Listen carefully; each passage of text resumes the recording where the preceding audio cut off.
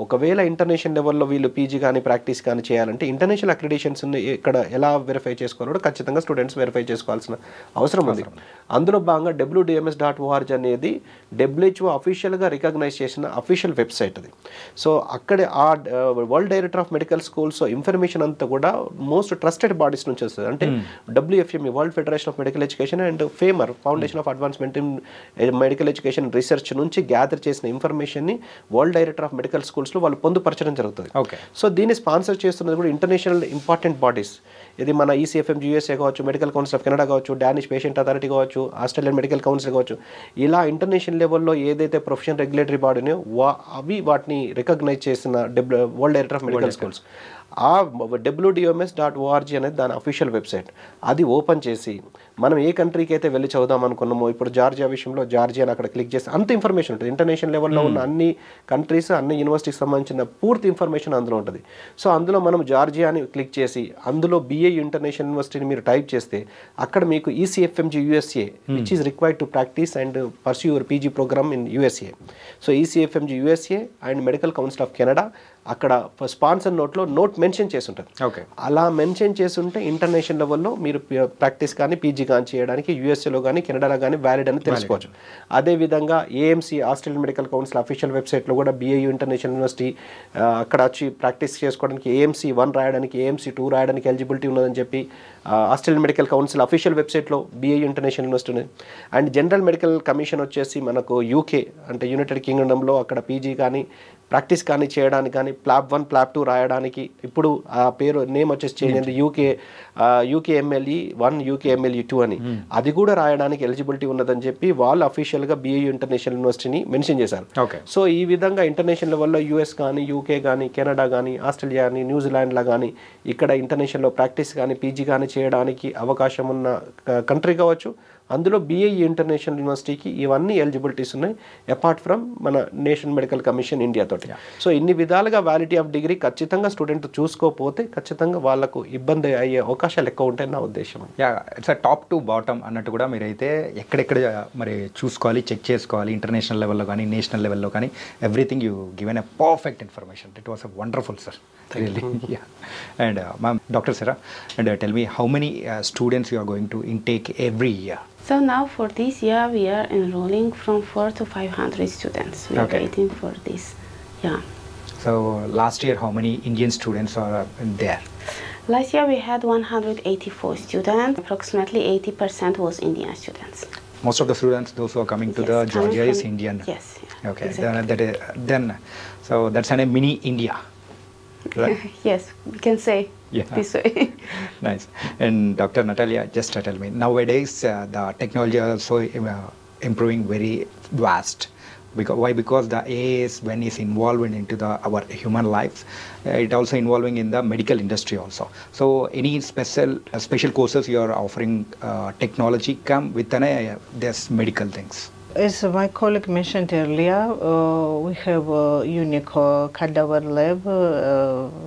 Students can have opportunity to work with a body, dead body dissection. So next we have also simulation, like a simulation patient, I can say so. Students works with their professions and teachers. With this, you can ask. It's like a bed where patient is, and patient tells about his or her complainings, and students work with this and get through to the diagnosis. Digital screen, digital screen like a bed, and as my colleague mentioned, professor can upload different type of cases in this large screen, and students will manage the patient, and the professor monitor the knowledge and skills of the students to manage different type of patients.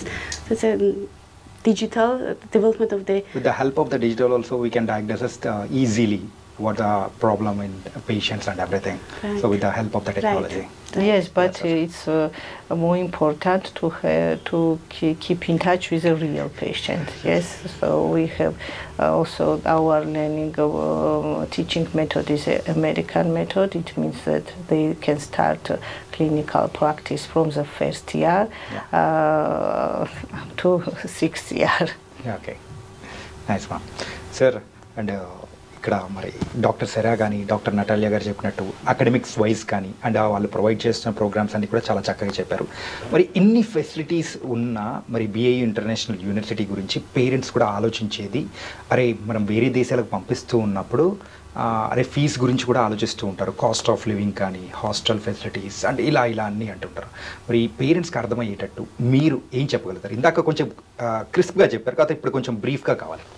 So బిఐయు international university మీకు ఇంతకుముందు discuss చేసిన విధంగా వాలిటీ of degree ఇండియాలో కావచ్చు, వాలిటీ of degree international లెవెల్లో ఉండడము, and quality of education క్యాడవర్స్ కావచ్చు, FMG pass percentage కావచ్చు, ఇవన్నీ ఉండడంతో పాటు సో ఫీజు కూడా చాలా ఇంప్రెసివ్ ఉంది.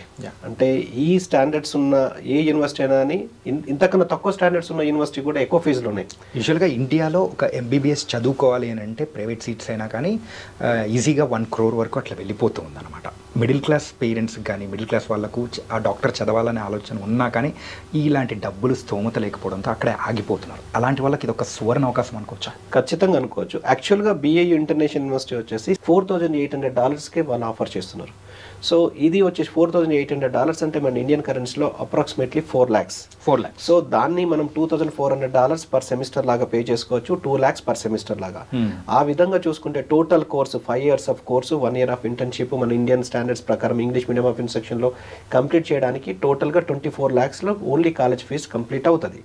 ఇంకా ఇందులో కూడా ఇంకొక స్పెషల్ థింగ్ ఏమున్నదంటే ఎవరైతే 90-91% స్కోర్కి ఎక్కువ స్కోర్ చేస్తారో, అంటే ఫస్ట్ ఇయర్లో మోర్ దెన్ 90% స్కోర్ చేస్తే 50% మాత్రమే ఫీజు పే చేయాలి. అలానే సెకండ్ ఇయర్లో మోర్ దెన్ 90% స్కోర్ చేస్తే 50% మాత్రమే పే చేయాలి. అంటే ఇయర్లీ 4 lakhsకు బదులుగా 2 lakhs పే చేస్తే సరిపోతుంది. ఆ విధంగా పర్ ఇయర్ 2 lakhs, 6 yearsకు 12 lakhsలో ఒకవేళ మెరిట్ స్టూడెంట్స్ ఒకవేళ పోటీ తత్వంతో మెరిట్ స్టూడెంట్స్ 12 లక్షలు కూడా ఎంబీబీఎస్ కంప్లీట్ చేసే అవకాశం ఒకే ఒక యూనివర్సిటీ బిఐయు ఇంటర్నేషనల్ యూనివర్సిటీలో ఇంత స్టాండర్డ్స్ ఇంత వాలిటీ ఆఫ్ డిగ్రీ ఉన్న దాని లోపల 12 లక్షల్లో కంప్లీట్ చేయొచ్చు. ఓన్లీ కండిషన్స్ ఏంటి, బాగా చదవాలి.